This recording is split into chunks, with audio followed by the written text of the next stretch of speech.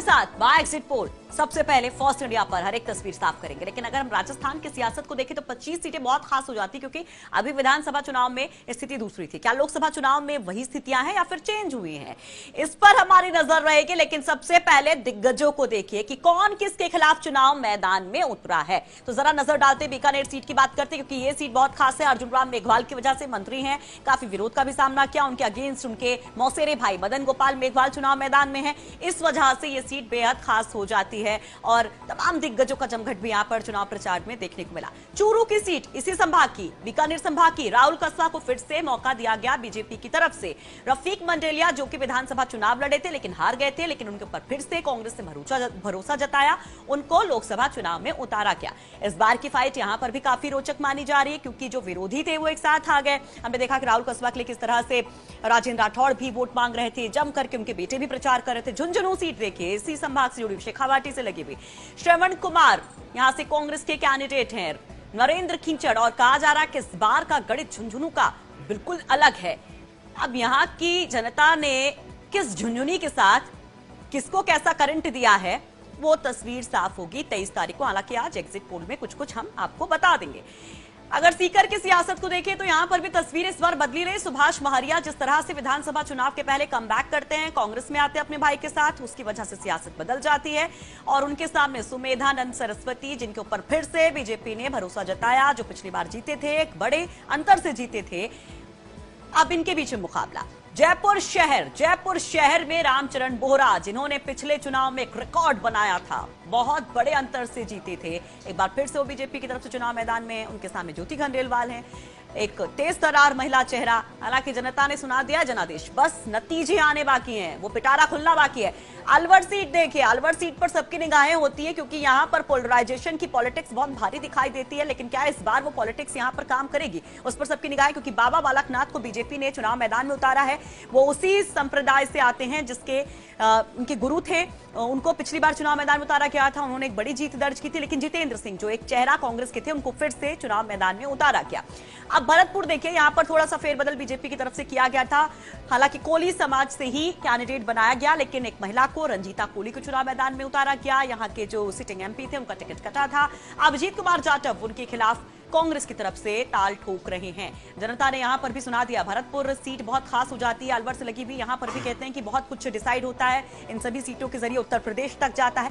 करौली धौलपुर की सीट की अगर हम बात करें तो मनोज राजौरिया पर फिर से भरोसा जताया गया बीजेपी की तरफ से। संजय कुमार जाटव उनके अगेंस्ट हैं कांग्रेस के, तो ये सीट भी बहुत खास है। पूर्वी राजस्थान की अगर हम बात करते हैं तो कांग्रेस के लिहाज से बहुत खास हो जाती है, और इसलिए ये सीटें, चाहे भरतपुर की हो, चाहे करौली धौलपुर की सीट हो, या फिर आगे अगर हम दौसा की सीट की बात करें तो वो भी बहुत महत्वपूर्ण हो जाती है। उस पर भी हम आपको दिखाएंगे क्या तस्वीर है। टोंक सवाई माधोपुर को देखिए, सुखबीर सिंह जौनापुरिया को फिर से बीजेपी ने कैंडिडेट बनाया। सिटिंग एमपी रहे नमो नारायण मीणा, उनके खिलाफ कांग्रेस की तरफ से एक स्ट्रॉन्ग कैंडिडेट माने जा रहे हैं। यहां पर भी फाइट काफी रोचक मानी जा रही है और काफी ज्यादा सियासत बदली भी रही कैंडिडेट्स को लेकर। नमो नारायण मीणा को लेकर जिस तरह की स्थितियां रही उसको लेकर भी सबकी निगाहें इस सीट पर बनी हुई है। कुछ और सीटों का हाल आपको दिखाते हैं। 25 की 25 सीटें कितनी महत्वपूर्ण होती हैं। नागौर बहुत बदला हुआ दिखाई दिया।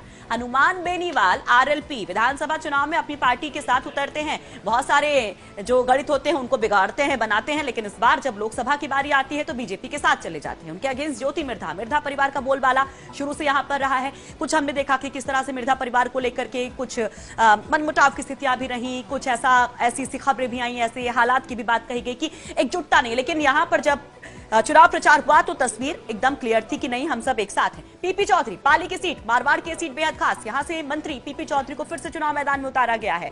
उनके सामने बद्रीराम जाखड़ हैं। जाखड़ बहुत स्ट्रांग माने जाते हैं कांग्रेस खेमे से, और इसलिए आपने देखा था कि मुख्यमंत्री भी उनका चुनाव प्रचार करने के लिए पहुंचे थे। तमाम दिग्गज यहां पर थे। बहुत ज्यादा भरोसा इस सीट से भी मारवाड़ की कांग्रेस लगाकर बैठी है।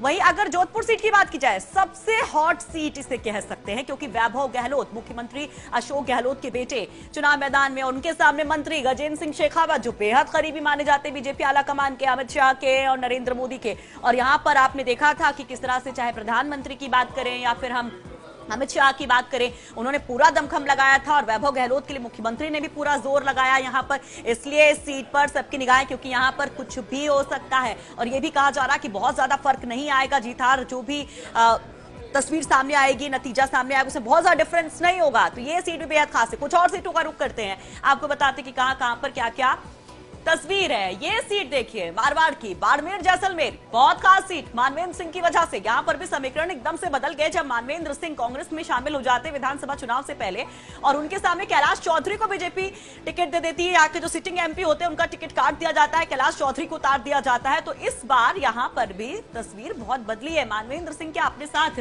अपना वोट बैंक पूरा खींचकर कांग्रेस ले जा पाए हैं, ये भी एक परीक्षा है। जालौर सिरोही की अगर हम बात करें, इसी मारवाड़ पूरे इलाके की, तो रतन देवासी को कांग्रेस ने कैंडिडेट बनाया, देवजी पटेल बीजेपी की तरफ से हैं।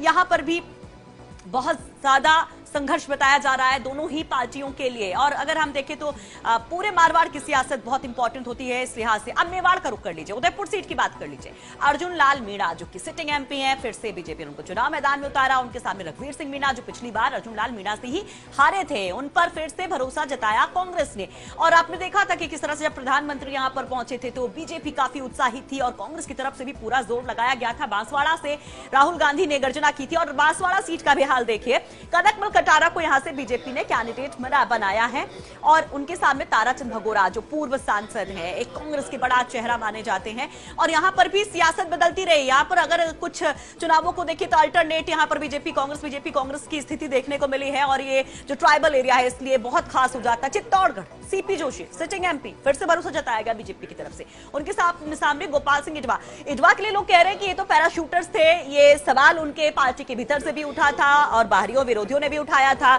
लेकिन कितना इस दाग को वो धुल पाए हैं, कितना वोट खींच पाए हैं, वो तस्वीर अब सबके सामने आनी बाकी है। चित्तौड़गढ़ से ही लोकसभा चुनाव के प्रचार की शुरुआत प्रधानमंत्री ने की थी।